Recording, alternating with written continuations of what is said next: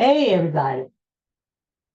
Listen, it is Unbreakable podcast again, Friday, August 21st. Happy heavenly birthday to this guy. Baby Michael Jackson, his birthday.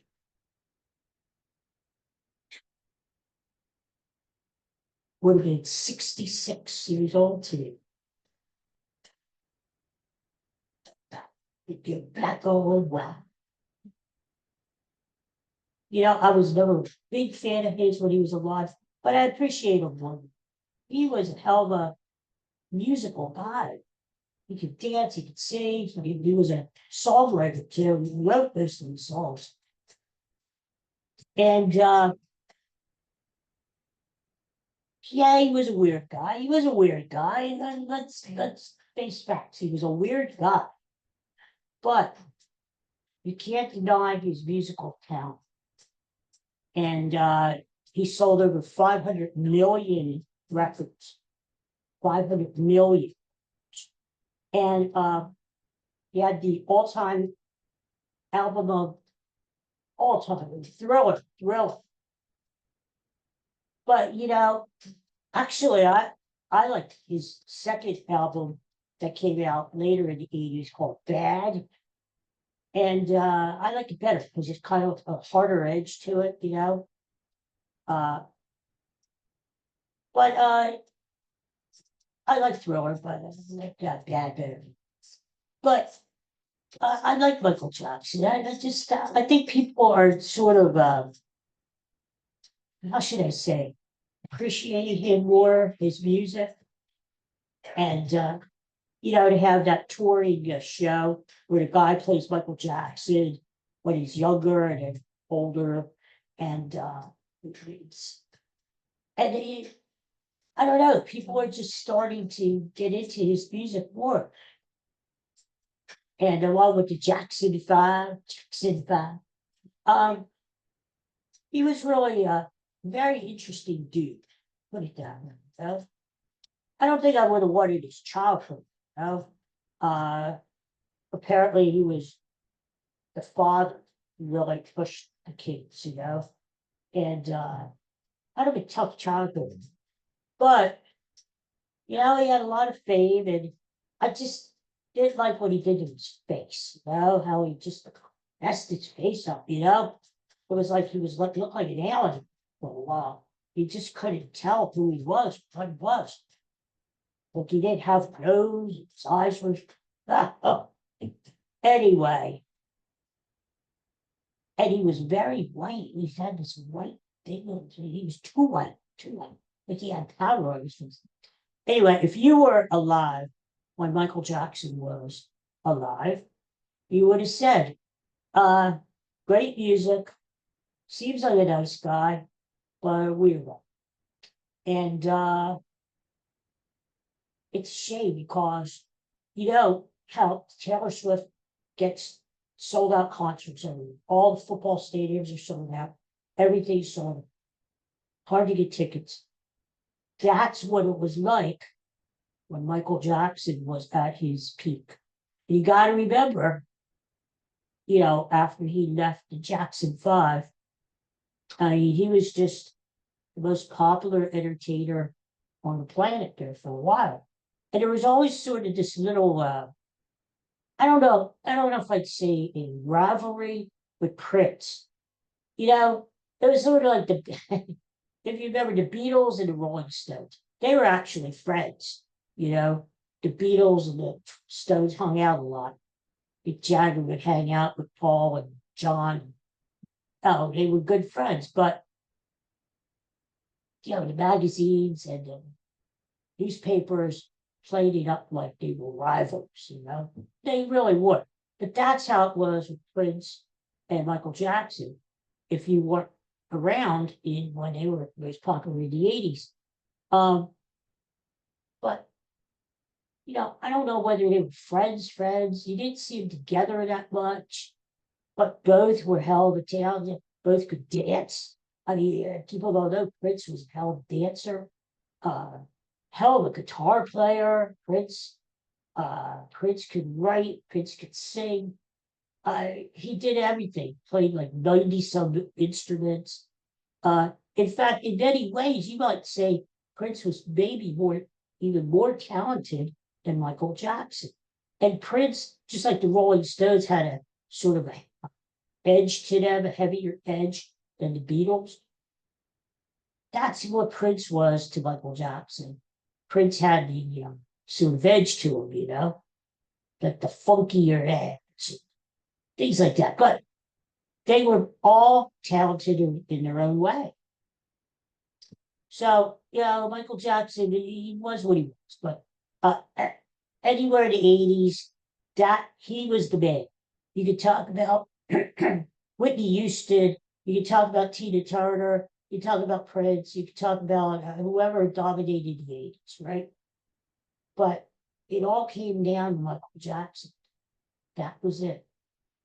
And you saw him gathering Grammys and American Music Awards, in his holding on like 9 of them at a time. And, so, and he was everywhere. So people just flocked to his shows. It was mania, just like it is now for Taylor Swift. So we go through these cycles, When I was growing up, it was the Beatles. And then, Michael Jackson was probably the next superstar, after that, where people just went crazy. And then now we have Taylor Swift. So that's the way it goes in the music world, Who knows who will be the next person that people just run after and just want to touch them, But anyway, happy birthday, heavenly birthday to Michael Jackson, the great one. And it's that he's gone now 16 years. And like you, I remember what I was doing to do. God, I never want to feel that of him. Hard to believe. And he was ready to make a comeback tour, Michael Jackson, because he had a lot of bad press and stuff, rightfully so. Because again, he did a lot of weird things, and allegations about having kids and things, but he was ready to come back and make a tour, and died before the tour started. So it is a shame, but Michael Jackson, happy birthday to you up there. And I think I'm going to play a lot of his music to you. The reason I wanted to come on today was, how about that Kyle Schwarber? Huh? 4 home runs last night. Only the 21st player in baseball history to hit 4 home runs in a game. And he actually had a chance for a 5th. He came back up in the bottom of the 8th inning, and it was against a position player who was pitching, because the Braves were being crushed by the Phillies, 19-4. Unbelievable. And the Phillies couldn't score any runs up in New York all week. And yet, one night against the Atlanta Braves, the Phillies scored 19 runs. Schwarber hits 4 home runs, only the 21st guy to do it. And the 4th Philly, I was very surprised. I had to think about this. Out of 21 baseball players in the history of baseball to hit 4 home runs in a game, 4 of those players were Philadelphia Phillies. And the one I remember was Mike Schmidt back in 1976. Hit 4 home runs in a game at Wrigley Field in Chicago against the Cubbies. The others I wasn't around for. Chuck Klein. But Schwarber's a beast. He's got 49 home runs now. He leads the league, leads baseball in RBIs. I think he's up to 116. And, the Phillies have a decision to make. Pay the man, he's going to be a free agent, or let him walk. And he's going to get his money one way or another. And there are plenty of teams who are just salivating to have a chance to get him. especially teams like the Cubs, who want him back again, who lament that they ever let him go. I mean, Schwarber led them to their only world championship back in 2016. The Cincinnati Reds, because Schwarber is from around the Cincinnati area and has said he would love to play with his hometown team he rooted for when he was a kid, the Reds, and others. I mean, can you imagine Schwarber at Yankee Stadium with that short porch? How many home runs he would hit? Schwarber was already on Red Sox. I'm sure they would again. Everybody's got to look at the Dodgers, the money they have. But, they're using Ohtani as their DH. That's the thing you got to remember. How many teams need a DH? How many teams already have it? Because in reality, Kyle Schwarber is just a one-dimensional player. That's all he does is hit and hit home runs. He can play left field, not very well, but yeah, he can play left field. That's about all he does, really. But you got to think of it this way, though. Schwarber is so much more to your organization. Number one, he's a good guy in the clubhouse. He's a leader in the clubhouse. I remember when Ruben Amaro back in January visited our baseball discussion group. And he said the leader of the Phillies in the clubhouse is not Bryce Harper. It is Kyle Schwarber. And he would be the one to talk to players, sort of like Dutch Dalton, Darren Dalton back in the 93 team, Macho Road team. Schwarber is the one who would talk to players and say, hey, you want to talk? You got a problem? Come on. So he's a leader in the clubhouse, and he is a good guy in the community too. He does all kinds of charity stuff. And I just posted on my X account last night after Schwarber had his great game. I found a picture of he and I. We did a selfie together back during a photo day in 2024. And he's always been a nice guy as far as meeting the fans, taking pictures with the fans. He's a very fan-friendly guy. So, so he's so much more than just a baseball player to an organization. And the fact that he is still a very productive baseball player is even more reason to re-sign him. I thought the Phillies should have extended him already, because once he gets out on the market, who's to know that some team like the Reds or like the Cubs aren't just going to blow him away with an offer that the Phillies can't or won't match. And there you lost Kyle Schwarber. What is that going to do to this fan base if they let Kyle Schwarber go, right? So, I mean, in one way you could say the Phillies get younger, because if they do sign Schwarber, who's 32 now, let's say he signed for a 3-4 year deal, probably in his mid-30s. Okay. Yeah, it would make you younger. And you already have designated hitters on this team. Bryce Harper eventually will probably be a designated if he doesn't play first base. JT Realmuto may be a designated hitter when he can't catch anymore. But you already have, other than Ohtani, you already have the premier designated hitter on your team. Why not keep him? You're going to need a designated hitter anyway, right? No matter what. So why not keep the best designated hitter out there? He's going to cost a lot of money to keep, but you're trying to win, and you look at everything else that Schwarber has done for the organization, then you do it. You pay the man. So it will be interesting whether Schwarber has another month.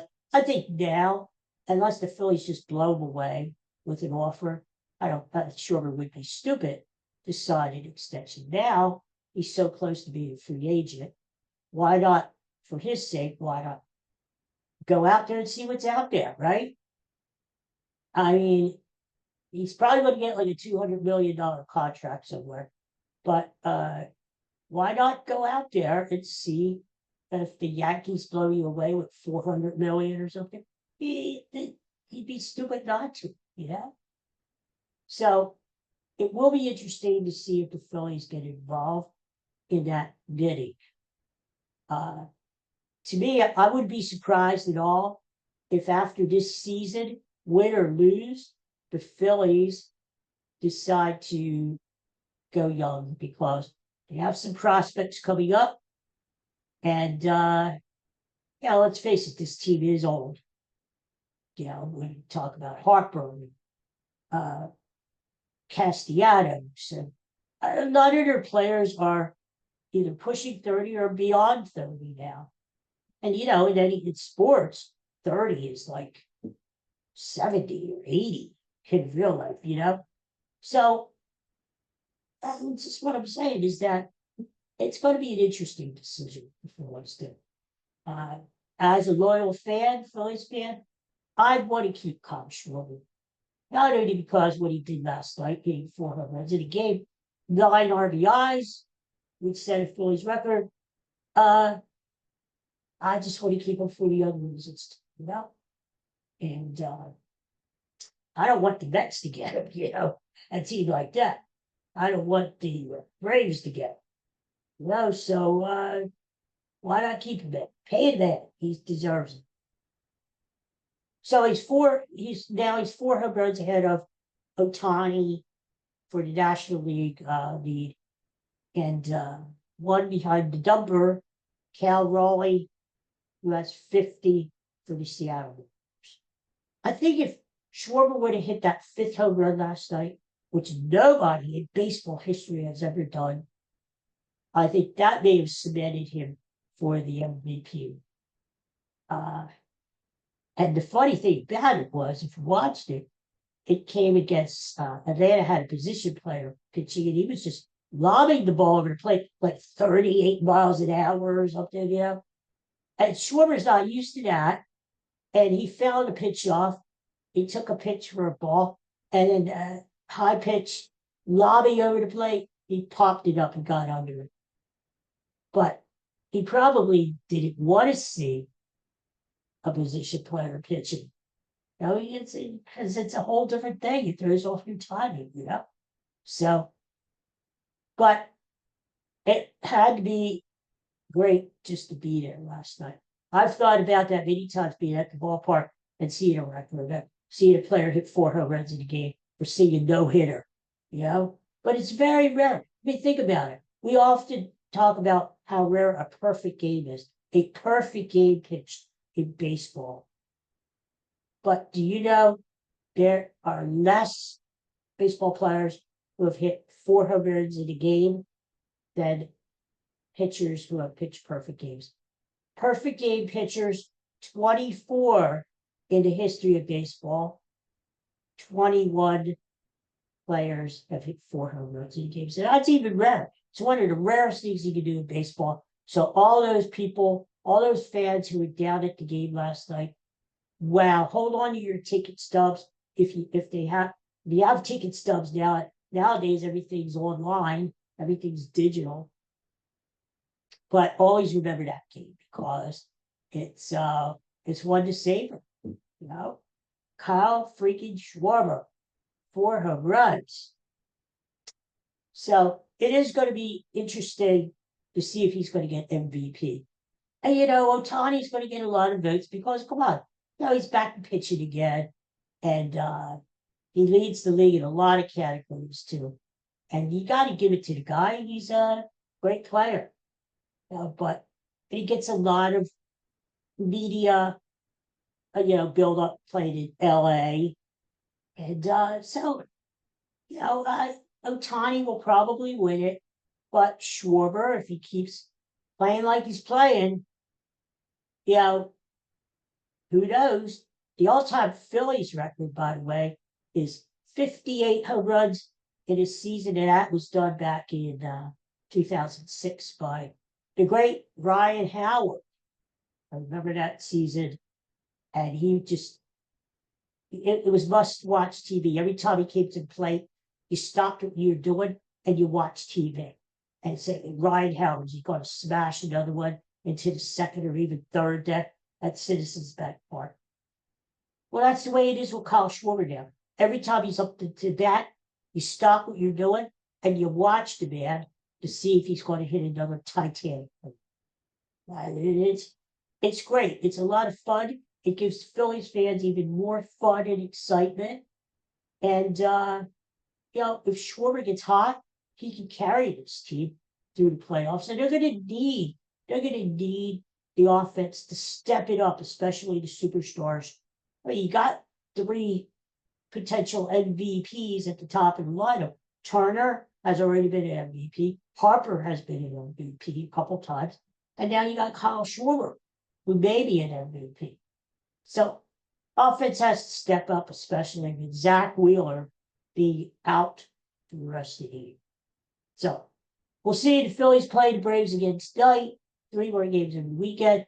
And then those evil, dreaded New York Mets come to town next week for 4 games. That's going to be big. That is going to go a long way to determine the winner of the National League East this year. Phillies are now 5 games up on the Mets. We lost last night at home to Miami. So it's going to be interesting all the way down the line till the end of the season. Speaking of which, next week, Eagles, Cowboys, Thursday night. Not only the home opener for the Eagles and the first game of the season for the Eagles, defending their Super Bowl championship, but the first game overall for the NFL. Here we are. 6 days away from football. Over the weekend is college football. I don't care about that too much. NFL football starts next week. Actually, I think we have a Thursday night game, Eagles game, then a Friday night game. The Chiefs and the Chargers are down in Brazil, where the Eagles were last year. And then we have the Sunday card, afternoon, night games, and then we have a Monday night game, which should be great. I think it's the Bills and the Ravens, 2 Super Bowl contenders in the NFC. So, can't wait. Going to be a great weekend next weekend to kick off the NFL season. How about that trade yesterday? Cowboys, losers that they are, trade away Micah Parsons, great pass rusher, to the Green Bay Packers, cheeseheads, and all they get back 2 first-round draft picks. Kenny Clark, who was an all-pro defensive tackle, but not enough. Not enough, Cowboys. You screwed up again. Because look at it this way. The 2 number 1 draft picks, they're not going to be that good because Packers are going to have a good team, which means that the Cowboys will use their first-round pick. Cowboys are probably going to pick in the 20s. Is that good enough? I mean, Michael Parsons is still 26 years old. He's still a young guy. He's probably the best defensive player in the NFL. I would have loved for the Eagles to get a hold of him, but it wasn't meant to be. So he goes to the Pack, signs a contract extension up there at Green Bay, and he's going to make them better. They're going to definitely be contenders now. Eagles Packers play later in the season. What a game.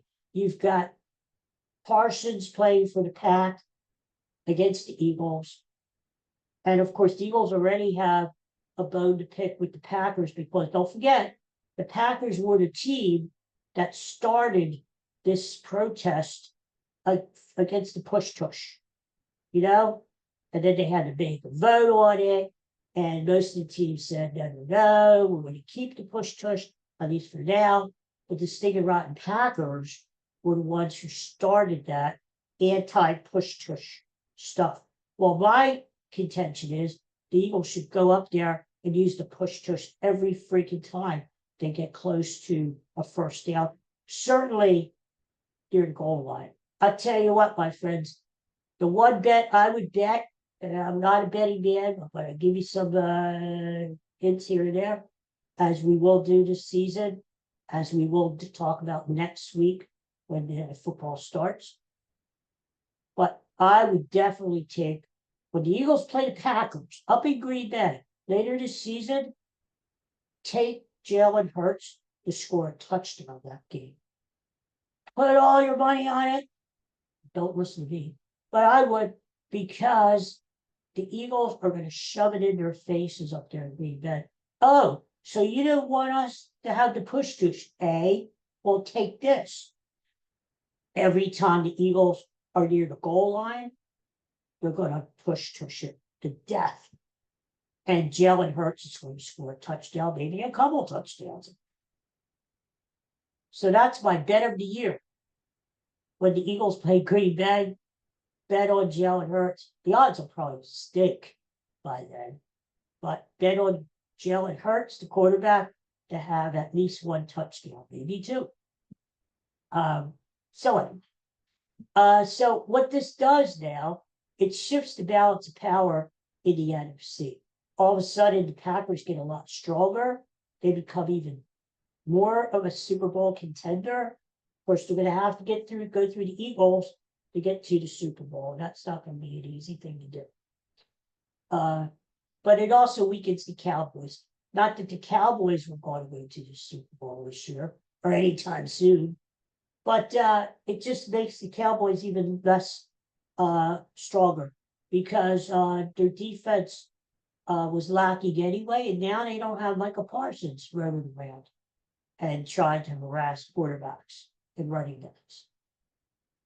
And it makes the Cowboys easier to beat next Thursday night. I haven't seen the line this morning, but the Eagles were like 7-point favorites over Green Bay.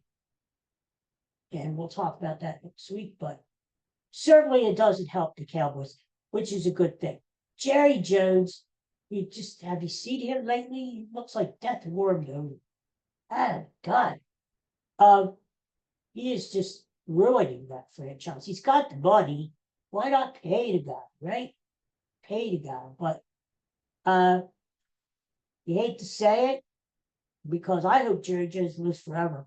Not only because of him, but because if Jerry Jones keeps running the Cowboys, they're not going to be a threat to the Eagles in the division. They're just not going to be. They're just not that good. So, Jerry Jones, live long and prosper. Okay? So, this was another Jerry Jones deal. And it sucked for Dallas. Dallas sucks. So, that went down yesterday as we get ready for the NFL season to start soon. And as I told you a couple weeks ago, my Super Bowl pick, Eagles, Baltimore this year. Ravens improved their team, especially their defense. Ravens, it's about time to get to the Super Bowl. My sentimental pick is Buffalo, because I really sympathize for those fans up there in Buffalo. They deserve a Super Bowl. They deserve to win a Super Bowl.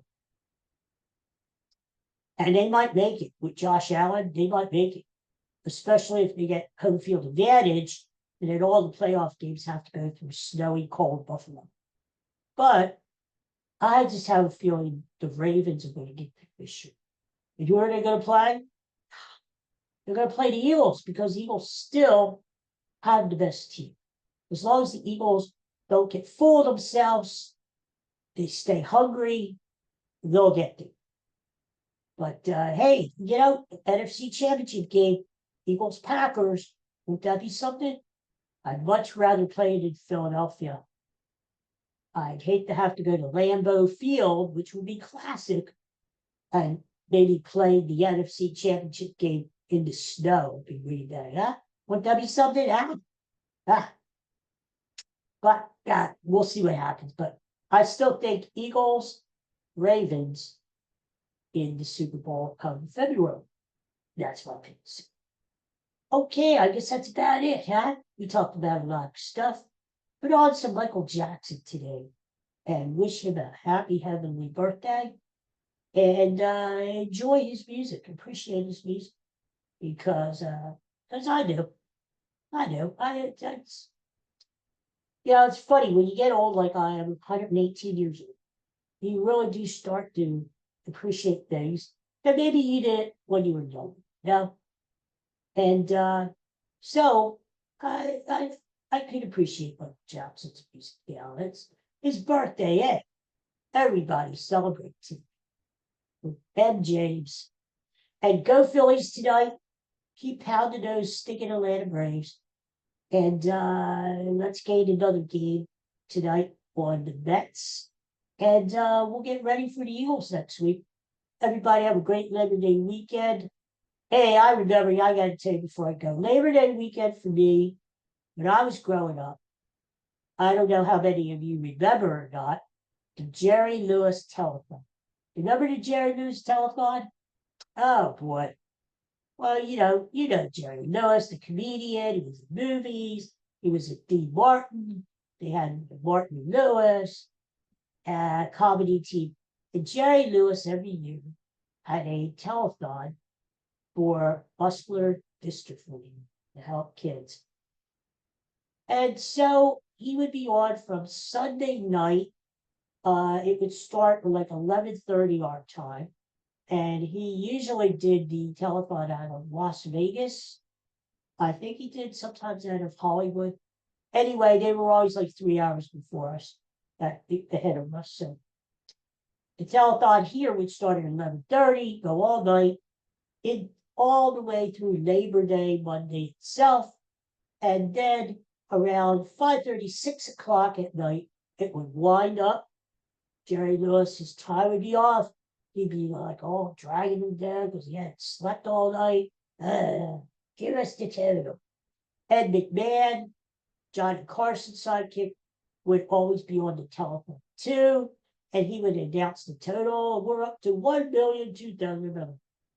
Yeah, back in the day, $1 million was a lot of money. It is to me still. But nowadays, if we were doing the Jerry Lewis telethon, we would want to have like $100 million as our goal. But back then, it was like 1 million. You got up to like 5 million. That was great. And all through the time that Jerry Lewis was on, he'd have all kinds of acts. Like famous people would stop by and see him. Like one year, John Lennon came by with Yoko, and they sang a couple songs. You never knew who was going to be on the show. But to fill time, sometimes he would put on these like novelty acts, like usually like a Sunday morning at 8 o'clock when nobody's watching. We'd have like jugglers on and guys like with dog acts, and like accordion guys playing the accordion. So, but it was a big thing. It was a big thing. So, not that I watched all night, but I was the kind of guy who would tune in once in a while. And Jerry, and then maybe the neighbors, we'd be outside playing, and then sitting out there, and the neighbors would say, "Oh, Jerry, how much did Jerry? Oh, Jerry got up to 3 million this year, beat last year." Now, Jerry, so it was a big deal when I was a kid, The Jerry Lewis Labor Day telephone. Not anymore, but it was a big part of growing up when I was a kid. And of course, back when I was, in school, Labor Day was it. Day after Labor Day, you're back in class. Labor Day night, you're in bed. Your ass was in bed. 8 o'clock, you were in bed, needing to get up the next morning. You had your lunchbox all ready to go, your new lunchbox. You had all your school books. You had your new pencils and crayons and whatever, and school supplies. You had everything ready to go. The last fling of the summer was Sunday night, Labor Day weekend. that was the night you could just go wild, yeah, and say, this is it, summer's gone, Nowadays, kids start school in August, so it's not that big of a deal. But back then, yeah, Labor Day was the cutoff, and then you got down to business. School started, summer was over, the amusement parks would close down. That was it, till next summer. So you look forward to Halloween and Thanksgiving and Christmas. So anyway, have a great Labor Day. Cookouts, last final flag, and have a hot dog hamburger for me, and enjoy yourselves this weekend. And be safe, and I'll see you when I see you sometime next week, because we need to talk Eagles, Cowboys, and we need to talk NFL games. I'll go over the games with you. I'll let you know which are my favorites to maybe make a little play on there. And of course, we'll be talking Phillies and whatever else comes up that we want to yak about, And salute heavenly birthdays, people having birthdays out in the world there. And we'll just, you and I, like always, like we've done for so many episodes through the years, we'll get together and just yak. Okay. Take care for now. I'll see you soon. Peace and love.